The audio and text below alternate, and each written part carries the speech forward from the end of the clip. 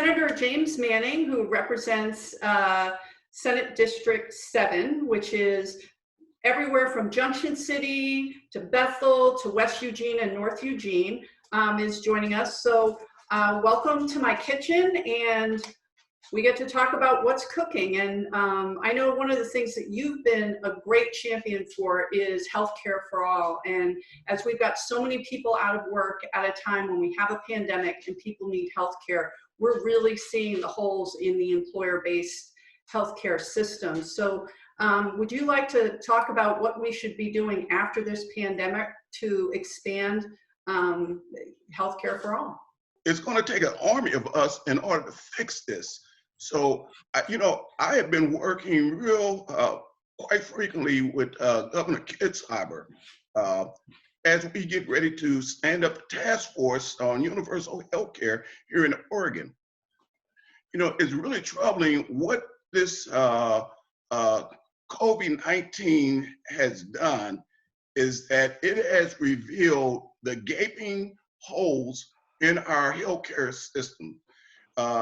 As people lose their jobs, they're losing their health care. The current federal administration was talking about, well, we're going to do away with the Affordable Care Act and replace it with something great. The problem is that something great has developed. And I look at a lot of my reputable news feeds, nationally known syndicated news feeds, and the numbers that are coming out are staggering. 1.5 million Americans have lost their health care because it was employer-based health care. And since they're not employed anymore, then they can't afford it. People now are dying because they can't go to the hospital. And with the emergencies that we have, the crisis that we have, the primary focus is on fighting COVID-19, which means that all those other health care issues, diabetes, some heart disease, lupus, and a whole host of other things are not at the top of the chart in terms of receiving health care. Most of our health care needs and resources are deployed against this virus. So when you're looking at people that cannot afford health care, not only does it cost in terms of dollars and cents, but it's costing in terms of lives as well. Here in Oregon, I have been working really hard to make sure that when we stand up the task force on universal health care, that we come to a position where if you live in the state of Oregon, you can have quality health care.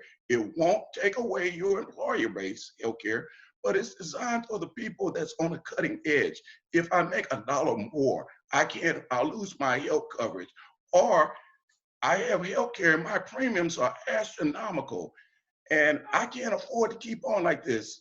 So there is so much involved with this, and thank you for raising it. And I got to tell you, I really appreciate all of the work that you're doing to support working people. You've been doing a fantastic job, and hey, I am humbled by your service and commitment.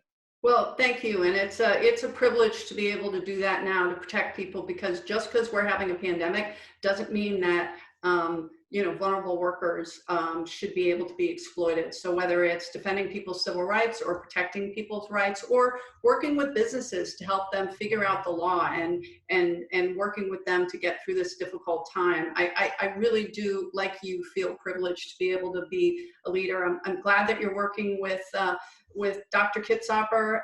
He is truly visionary in terms of healthcare expansion, but since you've taken office, this has been one of your main issues, and is ensuring healthcare access. And what we've seen throughout the country is that people of color and African-American people in particular are disproportionately affected by COVID because they don't have the same access to healthcare, because too many are living in poverty, and so their death rates are substantially higher. And that kind of systemic racism does have health impacts. So having you have this voice is important. Now, one of the things that we're doing, since we're home a lot, is that we're doing a lot of cooking. So what I'm asking our community leaders from around the state is, share a recipe that that our listeners can follow.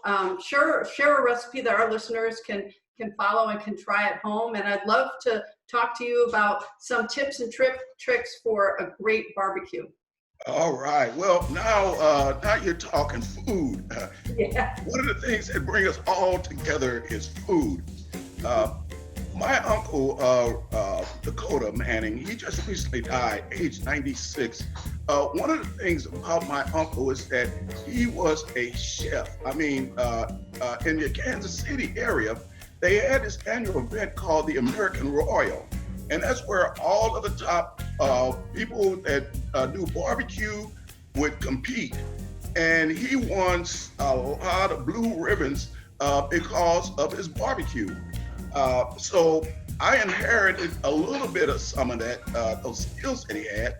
And I tried to carry on the tradition. I'm not as good as he was, not by a long shot.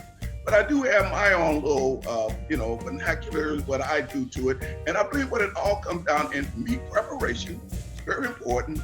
The other part is the sauce. Sauce is the key to everything. So I did talk to my uncle about his sauce. He used to sell it too. He would start out with a regular base. Regular base is any kind of barbecue sauce, but then it's how you improve upon the base. With me, I add a little bit of Tabasco.